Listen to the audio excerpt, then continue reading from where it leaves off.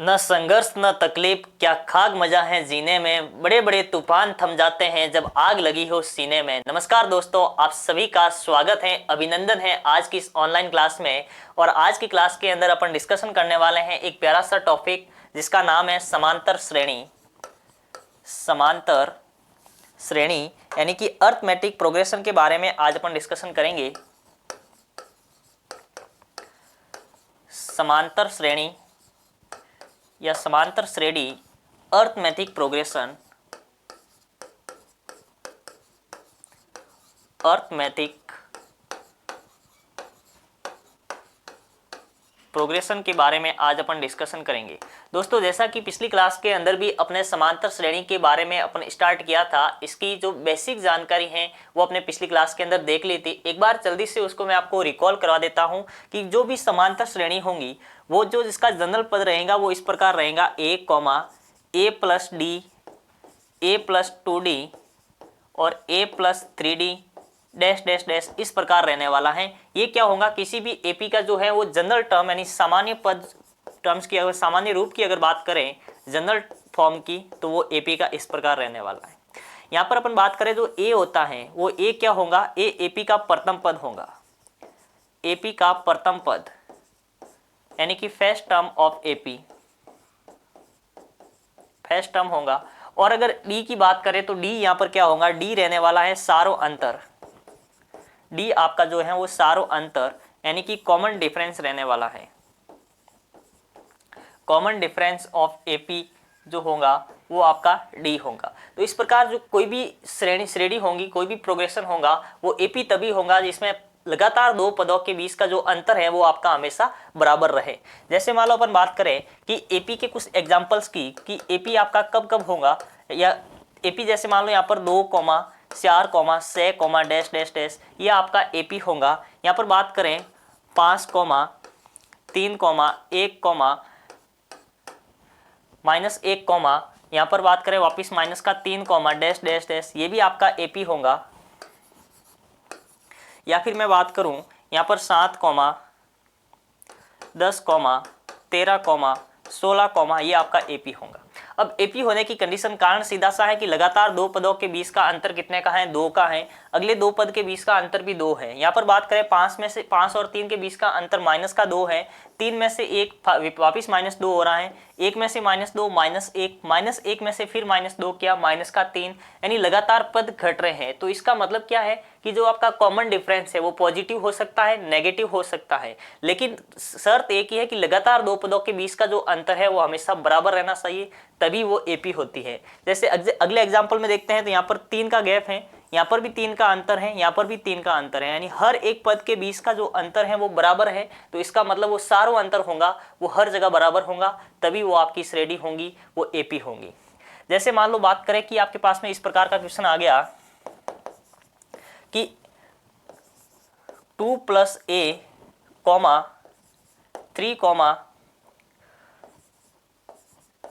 + 1, 3a + 1 आपका एक AP है, एपी में है तो ए का मान क्या होगा। क्वेश्चन आपके पास में इस प्रकार आ गया कि ए के फॉर्म में आपको 3 पद दे दिए और क्वेश्चन ने स्पष्ट कह दिया कि ये एपी के अंदर है, समांतर श्रेणी के पद है, तो आपको ए का मान ज्ञात करना है। तो इसमें आपको देखिए सबसे पहले आप क्या करेंगे, एपी के अंदर a2 - a1 बराबर होता है a3 - a2। इसको आप सॉल्व करेंगे, जो भी आपका ए का मान आएगा वही उसका मान कहलाएगा। जैसे मान लो यहाँ पर अपन करेंगे 3 - 2 - a बराबर a3 यानी 3a + 1, इसमें से माइनस करना है a2 को, यानी यहाँ पर हो जाएगा -3। तो देखिए यहाँ पर 3 -2 और -a है, 3 में से 2 गया, यहाँ पर बच गया 1 - a बराबर यहाँ पर हो गया 3a और यहाँ पर हो गया -2।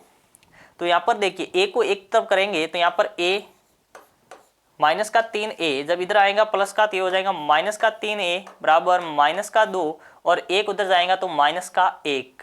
तो यहाँ पर हो गया -4a बराबर -3।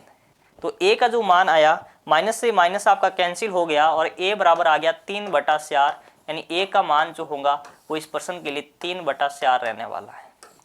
जैसे मान लो एक और अपन प्रश्न लेते हैं। क्वेश्चन आपके पास में इस प्रकार आ गया कि 4, 6, 8, 10, डैश डैश डैश डैश, यहाँ पर ले लेते हैं 200, 200 है। तो 20वां पद क्या होगा? इस एपी का आपको 20वां पद ज्ञात करना है दोस्तों। सीधा सा आपके पास में एक पर्सन है, पर्सन के अंदर आपको दे दिया कि ए बराबर डी बराबर एक एपी आपको दी हुई है पूरी, और उस एपी का 20वां पद आपको ज्ञात करना है। तो सीधा सा 20वां पद ज्ञात करने के लिए आपको देखिए ए बराबर क्या दिया हुआ है, यहाँ पर ए बराबर आपके पास में दिया हुआ है 4, डी बराबर आप ज्ञात कर सकते हैं सेकंड टर्म में से फर्स्ट टर्म को माइनस करेंगे। डी का फॉर्मूला होता है a2 माइनस a1। जब यहाँ पर वैल्यू रखेंगे तो 6 माइनस 4, यानी जो डी बराबर आया वो आपका इस प्रकार से कितना निकल के आया, 2 आया। उसके बाद में आपको देखो 20वां पद ज्ञात करना है, तो a 20 जो होगा वो किसके बराबर हो जाएगा, a प्लस 19 डी के बराबर हो जाएगा। बस सीधा सा मान रख दीजिए, a का मान है 4 प्लस 19 और डी की जगह आप 2 रखेंगे, तो यहाँ पर आपका आंसर आएगा 4 प्लस 38 और ये हो गया 42, यानी डी का मान ए 20 का मान हो गया 42। यानी इस एपी का जो 20वां पद है वो आपके पास में कितना रहने वाला है, 42, यानी ए 20 बराबर आपके पास में 42 आ गया। यदि आपके पास में इस प्रकार की एपी है, जैसे जैसे आप लिखेंगे तो इसका 20वां पद जो निकल के आएगा वो आपके पास में 42 के बराबर आएगा। चलिए और एक प्रश्न आपके सामने इस प्रकार आएगा कि 6, 12, 18, डैश डैश डैश डैश आपके पास में आ गया 360। आपके पास में एपी इस प्रकार है कि 1, 6, 12, 18, डैश डैश डैश 360। तो एपी में पदों की संख्या कितनी होंगी? पदों की संख्या कितनी होंगी? क्वेश्चन आपके पास में तैयार है कि आपके पास में एक एपी है, एपी आपके पास में इस फॉर्म में है और इस एपी में पदों की संख्या, नंबर ऑफ टर्म्स आपको फाइंड करने हैं। तो सबसे पहले देखिए इसमें आप देखेंगे कि ए बराबर आपके पास में कितना दिया हुआ है कि ए बराबर आपके पास में 6, डी आपको ज्ञात करना है। और कॉमन डिफरेंस ज्ञात करने का तरीका क्या होता है, पहले सेकेंड टर्म में से पहले टर्म को माइनस करना है। तो इसमें जब कॉमन अंतर आप देखते हैं तो यहाँ पर 6 आता है, तो डी का मान भी आपके पास में आ गया 6। अंतिम पद यानी लास्ट टर्म जो है एल बराबर आपके पास में आ गया 360। अब आपको नंबर ऑफ टर्म्स निकालना है, तो पदों की जो संख्या निकालने का जो सूत्र होगा, पदों की संख्या, इसका जो सूत्र आपके पास में दिमाग में आना चाहिए कि जो L बराबर फॉर्मूला लगता है a plus n minus 1 into D. L का मान आपके पास में है 360 बराबर a की जगह आप करेंगे 6 plus n minus 1 into D का मान है 6। तो यह पर हो गया 360। यहाँ पर देखिए जब ब्रैकेट खोलेंगे 6 प्लस n माइनस 1 को जब 6 से गुणा करेंगे तो 6n माइनस 6, 6 से आपका कैंसिल हो गया और 6n बराबर आपके पास में आ गया 360 और n 6 से ये कटेगा तो n की वैल्यू आपके पास में आ गई दोस्तों 60। तो इस प्रकार का जब प्रश्न आपके पास में आ जाए कि आपके पास में एक एपी है और उसमें आपको पदों की संख्या ज्ञात करनी है, तो फॉर्मूला लगेगा ए एन बराबर A plus N minus 1 into D, यानी जो पदों की संख्या। पिछली क्लास के अंदर अब इस फॉर्मूले के बारे में डिस्कशन कर लिया था, एक बार वापस बता देता हूँ कि पदों की संख्या निकालने का जो फॉर्मूला है वो ए एन बराबर A plus N minus 1 into D आपका रहने वाला है। ए एन बराबर A plus N minus 1 into D, या ए एन की जगह आप एल लिख सकते हैं जो कि आपके लास्ट टर्म यानी अंतिम पद की बात करेगा, और जो ए है वो आपका फर्स्ट टर्म होगा यानी प्रथम पद होगा, फर्स्ट टर्म प्रथम पद। यहाँ पर जो एन है, जो आपके एन होगा वो आपके नंबर ऑफ टर्म्स की बात करेगा, नंबर ऑफ टर्म्स यानी पदों की संख्या की बात करेगा। और यहाँ पर जो आपका डी है, डी जो आपका होगा वो होगा कॉमन डिफरेंस। कॉमन डिफरेंस का मतलब यहाँ पर सारों अंतर की बात डी करने वाला है। तो आपके पास पदों की संख्या आते ही ए एन बराबर A plus N minus 1 into D वाला फॉर्मूला दिमाग में आना चाहिए। जैसे मान लो अपन बात करते हैं, क्वेश्चन आपके पास में इस प्रकार आ गया कि यदि किसी भी एपी का, यदि किसी एपी का प्रथम पद 11 व कॉमन डिफरेंस माइनस का 2 है, यदि किसी एपी का प्रथम पद 11 और कॉमन डिफरेंस माइनस का 2 है तो एपी का 12वां पद ज्ञात कीजिए। तो उस एपी का 12वां पद क्या होगा, इस प्रकार का क्वेश्चन आपके पास में आ सकता है। तो देखिए क्वेश्चन आपको सीधा सा क्या करना है कि आपके पास में दिया हुआ क्या है, एपी का प्रथम पद यानी ए बराबर आपके पास में दिया हुआ है 11, कॉमन डिफरेंस दिया हुआ है माइनस का 2 और आपको a12 ज्ञात करना है दोस्तों। a12 का मतलब आप फॉर्मूला क्या लगाएंगे, a12 जो होगा वो a plus N minus 1 into D के बराबर होगा और n की जगह जैसे ही अपन 12 पुट करेंगे तो आपके पास में 12 माइनस 1 यानी a प्लस 11d का फॉर्मूला बन के आएगा। a12 का फॉर्मूला होता है a प्लस 11d। अब देखिए a12 का a12 क्योंकि वो तो अपन को ज्ञात करना है, a की वैल्यू यहाँ से जब यहाँ पर पुट करेंगे तो आपके पास में आ गया 11, तो यहाँ पर हो गया आपके पास में 11। तो a की वैल्यू आपके पास में हो गई 11 प्लस 11 और d की वैल्यू होगी माइनस का 2। तो a12 आपके पास में निकल के आया यहाँ पर 11 को जब माइनस 2 से गुणा करेंगे तो यहाँ पर माइनस का 22 और a12 की वैल्यू आपके पास में आ गई माइनस का 11।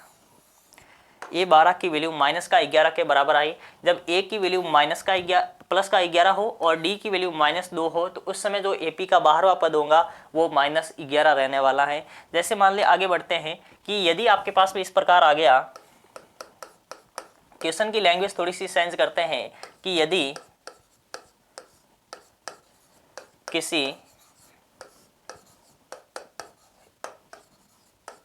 AP का प्रथम पद, यदि किसी AP का प्रथम पद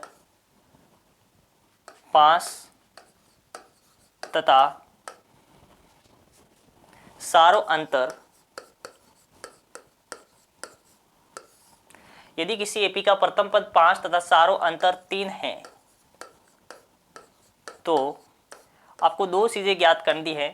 नंबर 1 आपको एपी क्या होंगी, यानी अपन एपी के बारे में भी डिस्कशन करेंगे कि एपी क्या रहने वाली है अगर एपी का पहला पद और सारो अंतर आपके पास में दिया हुआ है।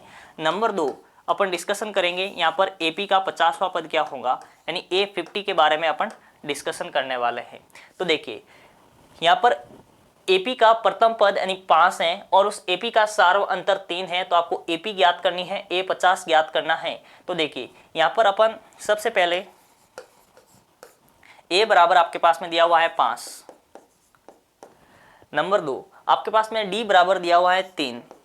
अब अपनों को ज्ञात करना है सबसे पहले कि वो एपी क्या होंगी। तो देखिए दोस्तों एपी ज्ञात करने का तरीका वही है आपके पास में कि जनरल फॉर्म की अगर बात करें तो जनरल फॉर्म आपके पास में a प्लस डी। अब इसमें और d को जैसे ही ऐड करेंगे तो a प्लस 2d। अब इसमें जैसे ही और d जोड़ेंगे तो a प्लस आपके पास में हो जाएगा 3d। तो इस प्रकार की जो होती है वो एपी की जनरल टर्म होती है। इसके अंदर अपन जब वैल्यू पुट करेंगे तो a की जगह हो जाएगा आपके पास में 5 के अंदर d को जोड़ना है, यानी 5 के अंदर 3 को ऐड करेंगे तो आपके पास में होगा 8 में जैसे ही 3 को ऐड करेंगे तो आपके पास में हो जाएगा 11 में जैसे ही 3 को ऐड करेंगे तो आपके पास में हो जाएगा 14 में और 3 ऐड करते हैं तो आपके पास में हो जाएगा 17। तो इस प्रकार की जो है आपकी एपी बन गई। यानी पहले क्वेश्चन का जो आंसर हुआ वो आपके पास में एपी 5, 8, 11, 14, 17 रहने वाला है। अगर आप बात करें A50 की, यानी 50वां पद क्या होगा, तो ये तो हो गया आपका पहला। इसका सेकंड जो है वो A50वां पद आपको ज्ञात करना है। तो A50 जो होगा वो a प्लस 49d के बराबर रहने वाला है, 49d। तो देखिए इसके अंदर जैसे ही अपन वैल्यू पुट करेंगे तो A50 बराबर a की वैल्यू आपके पास में कितनी है कि a की वैल्यू है 5 प्लस यहाँ पर 49 और d की जगह अपन लेंगे 3। तो यहाँ पर 5 प्लस ये हो गया आपके पास में 7, 2, 147। अब 147 A50, तो A50 बराबर आपके पास में आ गया, A50 बराबर 147 के अंदर 5 ऐड होगा तो आपके पास में आ गया 152। यानी इस एपी का जो 50वां पद रहने वाला है वो 152 के बराबर रहेगा दोस्तों। कि आपके पास में एपी का प्रथम पद और उसका सार्वंतर दिया है तो आपको एपी पूछ सकता है या फिर एपी का कोई भी एक टर्म पूछ सकता है। जैसे प्रैक्टिस के लिए इस प्रकार का क्वेश्चन अपन और लेते हैं। क्वेश्चन आपके पास में ऐसा आ गया कि यदि किसी समांतर श्रेणी का प्रथम पद 25 तथा सारों अंतर का तात्पर्य यहां पर है डी से, डी बराबर माइनस का 2 है, तो वही नंबर 1 आपको एपी के बारे में डिस्कशन करना है। नंबर 2 अपन उस एपी का 20वां पद ज्ञात करेंगे। ये दो चीजें अपन और फाइंड करने की बात यहाँ पर करेंगे। तो देखिए इसको अपन इस प्रकार करेंगे कि आपके पास में क्या दिया हुआ है कि आपके पास में एपी का प्रथम पद दिया हुआ है। प्रथम पद का तात्पर्य है कि यहाँ पर ए आपका दिया हुआ है, first term of AP is 25 से। अगर कॉमन डिफरेंस की बात करें तो डी बराबर यहाँ पर हो जाएगा माइनस का 2। अब आपको एक तो एपी ज्ञात करनी है नंबर 1, तो सबसे पहले अपन एपी फाइंड करेंगे। तो एपी बराबर फॉर्मूला वही रहेगा, इसका जनरल टर्म्स जो है आपके दिमाग में आना से आप सीधा कर सकते हैं कि पहला पद क्या होता है 25। अब 25 के अंदर आपको माइनस क्या करना है, डी प्लस करना है। तो माइनस का 2 है तो 25 में से 2 गए, पीछे बच के आपके पास में 23 में और माइनस का 2 किया तो आपके पास में हो गया 21 में और माइनस का 2 किया तो आपके पास में हो गया 19 में जैसे ही 2 माइनस करेंगे आपके पास में होगा 17 को और माइनस 2 करेंगे तो यहाँ पर हो गया 15। तो इस प्रकार की जो है वो आपकी एपी चलती रहेगी। तो आपने यहाँ पर देखा कि एपी जो है वो घटते हुए क्रम में है, क्योंकि यहाँ पर जो डी है कॉमन डिफरेंस की वैल्यू माइनस का 2 है, इसलिए एपी जो है वो हर बार जो है -2 होगी। उसके बाद में अपन दूसरे पर्सन की यहाँ पर बात करते हैं। दूसरा पर्सन आपके पास में इस प्रकार है कि A20 ज्ञात करना है। A20 का तात्पर्य यहाँ पर है इस एपी का 20वां पद आपको ज्ञात करना है। अब एपी का 20वां पद करने के लिए अपन पास में फॉर्मूला है A + 19D। A + 19D। तो यहाँ पर देखिए A का मान यहाँ पर कितना है कि A का मान है आपके पास में 25, तो यहाँ पर हो गया 25 + 19 और D की वैल्यू आपके पास में माइनस में 2 है तो यहाँ पर रख दीजिए माइनस का 2। तो यहाँ पर जैसे ही अपन करेंगे तो 25 माइनस का 38। अब 25 माइनस 38 है दोस्तों, तो यहाँ पर देखिए आपके पास में कितना बचता है, तो आपके पास में पीछे बच जाएगा 13, यानी माइनस का 13 जो है वो आपका पीछे बचने वाला है। तो ये आपके पास में क्या हो गया, एक एपी हो गई। तो माइनस का 13 आपका आंसर आ गया। चलिए आगे बढ़ते हैं। क्वेश्चन आपका कुछ इस प्रकार आ गया कि यदि किसी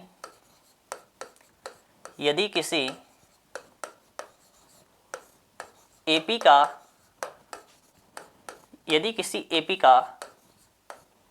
प्रथम पद 3 तथा सारों अंतर भी 3 है। यदि किसी एपी का प्रथम पद और सारों अंतर दोनों बराबर हैं और 3 हैं, तो उस एपी का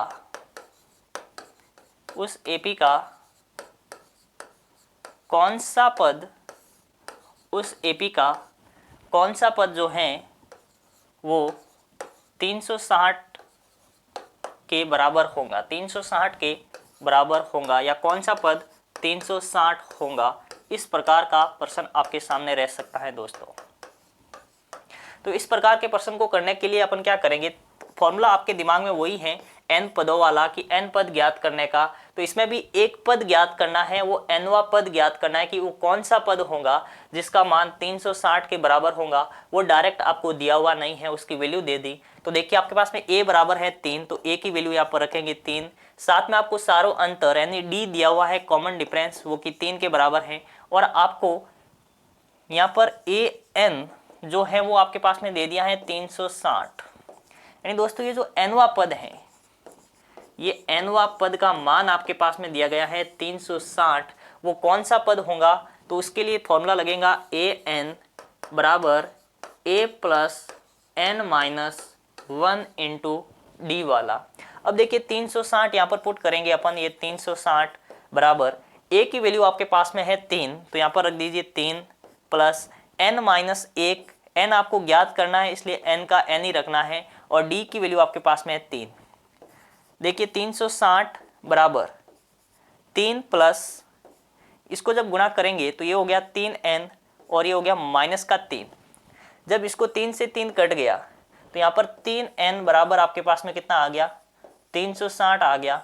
ये भी कट जाएगा तो n का मान आ जाएगा आपके पास में 12×3 = 36, तो यहाँ पर हो गया 120, यानी n का मान आ गया 120। तो जो 120वां पद होगा, उस एपी का 120वां पद होगा वो कितना रहेगा आपका 360 रहेगा। और कब रहेगा, जब उस एपी का प्रथम पद 3 है और उसका कॉमन डिफरेंस सारों अंतर भी 3 है। तो उस एपी का जो 120वां पद होगा वो दोस्तों 360 के बराबर रहेगा। ये आपके इस प्रश्न का आंसर होगा। जैसे क्वेश्चन आपके पास में इस प्रकार आ गया कि यदि आपके पास में कोई भी एपी है जो आपके पास में इस प्रकार की हैं कि 7, 12, 17, डैश डैश डैश, ये आपकी एपी है। तो इस एपी का कौन सा पद या इस एपी का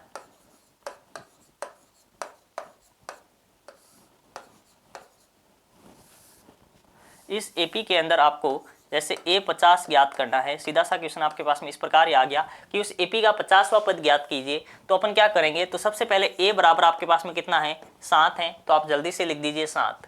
यहाँ पर देखिए D की वैल्यू कितनी है, तो D की वैल्यू निकालने के लिए आपको इसके बीच में कॉमन डिफरेंस देखना है। तो कॉमन डिफरेंस कितना है कि कॉमन डिफरेंस आपके पास में आया यहाँ पर 5, तो ये 5 हो गया। अब आपको A50 ज्ञात करना है, तो A50 बराबर फॉर्मूला रहेगा A + 49D।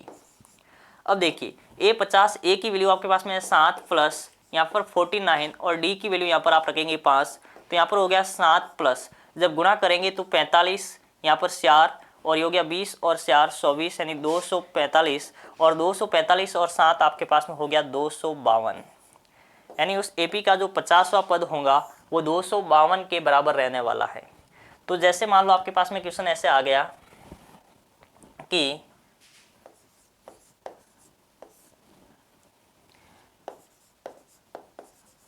तीन अंकों की कितनी संख्याएं, 3 अंकों की कितनी संख्याएं 5 की गुणज हैं या फिर 5 से पूर्णतः विभाजित है। इस प्रकार का क्वेश्चन आपके पास में रह सकता है दोस्तों। क्वेश्चन आपके पास में 3 अंकों की कितनी संख्याएं 5 की गुणज हैं या फिर 5 की जो पूरी तरह से पूर्णतः विभाजित है। तो इस प्रकार के प्रश्न को करने के लिए अपन को देखना है कि 3 अंकों की संख्या है। तो 3 अंकों की जो सबसे छोटी संख्या होती है वो क्या होती है, 100 होती है। जैसे ही अपन 99 से आगे बढ़ते हैं तो 100 आता है, ये 3 अंकों की संख्या है। तो 3 अंकों की वह संख्या अपन को लेनी है जो 5 से विभाजित है या 5 की गुणज है। तो देखिए यहाँ पर जब अपन देखते हैं तो 100 क्या है, 5 की गुणज है। तो यहाँ पर हो गया पहला नंबर हो गया 100। अगर दूसरे नंबर की बात करें तो 100 के बाद में कितना होगा, 5 जैसे ही ऐड करेंगे तो यहाँ पर हो गया 105। इसके बाद में जो अगली संख्या होगी वो इसमें 5 ऐड हो जाएंगी, तो यहाँ पर कितना हो जाएगा 115। फिर 5 ऐड होगा तो 120 हो जाएगा, डैश डैश डैश इस प्रकार से। अब बात करनी है कि सबसे अंतिम कहाँ तक जाना है कि अपन को 3 अंकों की संख्या लेनी है। और 3 अंकों की संख्या जो होती है वो 100 से लगा करके कहाँ तक होती है, 999 तक होती है। 3 अंकों की सबसे छोटी संख्या की बात करें, सबसे छोटी संख्या आपके पास में 100 है और सबसे बड़ी संख्या 999 है, यानी 999 आपके पास में है। अब देखा 999 क्या 5 से विभाजित है, ये 5 से विभाजित नहीं है क्योंकि इसके अंदर जो 5 का भाग है वो पूरा पूरा नहीं जाएगा, क्योंकि रिमाइंडर जो है वो 0 के रूप के नहीं आता है। तो जब इससे आगे आएंगे तो आपके पास में जो नंबर आएगा वो आएगा 995 995। तो आपके पास में एक एपी बन गई। तो इस प्रकार के प्रश्न को करने के लिए सबसे पहले आपको एक एपी का फॉर्म बनाना है कि आपके पास में 3 अंकों की कितनी संख्या है जो 5 का गुणज है। तो 3 अंकों की संख्या में से केवल वही संख्याएं देखनी है जो केवल और केवल 5 से पूरी तरह से विभाजित हो। तो पहली संख्या 100 निकल के आई, जब 5 ऐड किया तो दूसरी संख्या आ गई और 5 ऐड किया तो एपी के शुरुआत के टर्म्स आ गए। अब आपको उस एपी का अंतिम पद देखना है, क्योंकि हमारे पास में कितनी संख्या, हाउ मेनी नंबर आपको फाइंड करना है, नंबर ऑफ टर्म्स आपको n यहाँ पर फाइंड करना है। तो अंतिम पद भी आपके पास में आ गया 995। अब देखिए दोस्तों, अब आप इसको आराम से कर पाएंगे क्योंकि यहाँ पर देखिए a का मान आपके पास में कितना आ गया, 100 आ गया, 100 आ गया। d यहाँ पर देखिए लगातार 2 पदों के बीच का जब अंतर अपन निकालेंगे तो d की वैल्यू आपके पास में आ गई, आपके पास में 5। और an या अंतिम टर्म्स l की अगर मैं बात करूं तो वो आपके पास में रहने वाला है 995। अब अपन को फॉर्मूला लगाना है L बराबर A plus n-1 into D वाला। देखिए दोस्तों यहाँ पर an या फिर L का जो मान है वो है 995 के बराबर। तो यहाँ पर वैल्यू पुट कर दो 995। यहाँ पर जब A का मान यहाँ पर रखेंगे तो A का मान आपके पास में आ गया 100 प्लस n आपको ज्ञात करना है तो n-1 और डी का मान आपके पास में है 5। अब देखिए 995 बराबर 100 प्लस ब्रैकेट को ओपन करेंगे तो 5n माइनस का 5। अब देखिए 995 बराबर यहाँ पर ये 100 है, में से 5 माइनस हुआ तो 95 प्लस का 5n। जैसे ही 95 को मैं इधर लेके आता हूँ तो यहाँ पर देखो कंडीशन ये बनेगी कि 995 माइनस का 95 बराबर आपका सामने बस गया 5n, तो यहाँ पर हो गया 5n।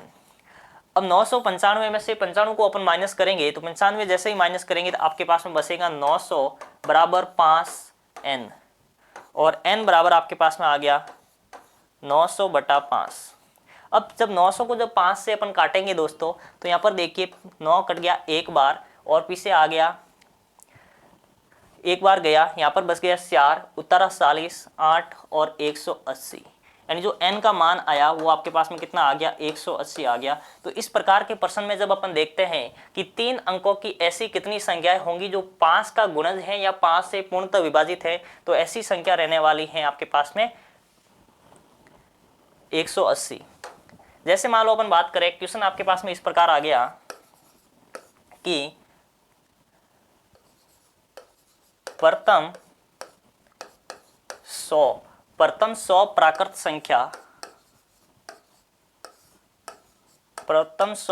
संख्या में 3 से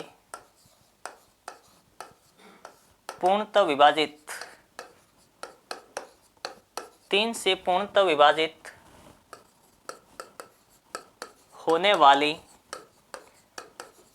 संख्याएं कितनी हैं। क्वेश्चन आपके पास में है कि प्रथम 100 प्राकृत संख्या।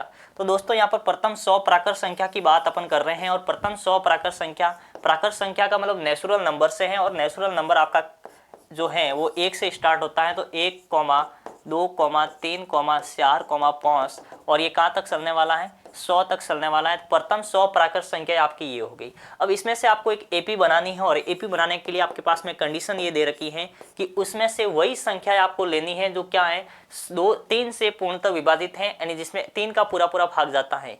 तो 3 का भाग जाने के लिए आपके पास में कंडीशन है कि सबसे पहला नंबर 1 में नहीं जाता, 2 में नहीं जाता है, तो 1 आपका नहीं होगा। इसी प्रकार आपका जो 2 है वो भी आपका नहीं होने वाला है। पहला पद आपका होगा 3। अब 3 हो गया, 3 के अंदर 3 विभाजित कब होगा जब इसमें 3 ऐड करेंगे इससे, उसके बाद में 9, उसके बाद में 12, फिर आगे बढ़ते हैं 3 जोड़ते हैं 15, फिर आगे बढ़ते हैं 18 और आगे बढ़ेंगे 21। तो इस प्रकार की आपकी एक एपी बन गई जो क्या है 3 का गुणज हो गया 3 से 9, 12, 15, 18 और 21। अब आपको देखना है कि प्रथम 100 प्राकृत संख्याओं में अंतिम पद 100 आता है, तो 100 में 3 का भाग नहीं जाता है, तो इसके अपन आगे बढ़ेंगे। तो इसके आगे बढ़ेंगे तो यहाँ पर आता है 99, और 99 क्या है कि ये 3 से पूरी तरह से विभाजित है। अब अपन को देखो एपी बन गई, तो इस एपी के अंदर जो आपका ए रहने वाला है, कॉमन डिफरेंस आपके पास में आ गया 3। यहाँ पर प्रथम पद आ गया 3, कॉमन डिफरेंस भी आपके पास में आ गया 3, और जो अंतिम पद है एल का मान आपके पास में हो गया 99। अब यहाँ पर आपको फॉर्मूला लगाना है। जब फॉर्मूला लगाएंगे तो एल बराबर A plus N minus 1 into D का फॉर्मूला आपके पास में रहने वाला है, एन माइनस 1 इंटू डी। अब यहाँ पर एल की वैल्यू आपके पास में है 99, तो यहाँ पर पुट कीजिए। ए की वैल्यू आपके पास में है 3 प्लस एन आपको ज्ञात करना है, और डी की वैल्यू अगेन 3 है। जब ब्रैकेट को ओपन करेंगे तो यहाँ पर 99, 3 प्लस 3n माइनस का 3 से 3 आपका कैंसिल आउट हो गया दोस्तों, तो आपके पास में बच गया 99 बराबर 3n। यहाँ से जब आप n निकालेंगे तो n का मान आपके पास में क्या आया, n बराबर आ गया 99/3, और जैसे ही ये काटेंगे तो n का मान आ गया आपके पास में 33। ये आपके पास में n का मान आ गया। तो इस प्रकार का जो भी प्रश्न आपके पास में आता है कि प्रथम प्राकृत संख्याएं या फिर 3 अंकों की संख्या जो 7 से विभाजित होने वाली ऐसी कितनी संख्याएं हैं, या फिर प्रथम 3 अंकों की सम संख्याएं कितनी होंगी, प्रथम 4 अंकों की ऐसी संख्या जो 7 से पूरी तरह से विभाजित हो उनकी संख्या अपन को निकालनी है। तो इस प्रकार के प्रश्न को करने के लिए सबसे पहले आपको क्या करना है, वो प्राकृत संख्या के बारे में या फिर जो आपके लैंग्वेज है उससे आपको एपी बनानी है। एपी बनाने के बाद में वहाँ से आप प्रथम पद निकालेंगे, डी निकालेंगे और फिर फॉर्मूला लगाने की बात करेंगे। तो उम्मीद करता हूँ कि दोस्तों जो इस प्रकार के प्रश्न हैं वो आपके लिए आपको जो समझ में आए होंगे। अगली क्लास के अंदर अपन फिर मुलाकात करेंगे इसी टॉपिक को लेकर के, और इसके और अपन डिटेल में जानकारी हासिल करेंगे, और विभिन्न प्रतियोगी परीक्षा में जो प्रश्न आपको पूछे गए हैं वो प्रश्न भी आपके बीच में लेकर आऊँगा। तब तक के लिए मस्त रहे, स्वस्थ रहे और अपनी पढ़ाई को कंटिन्यू करते रहे। All the best.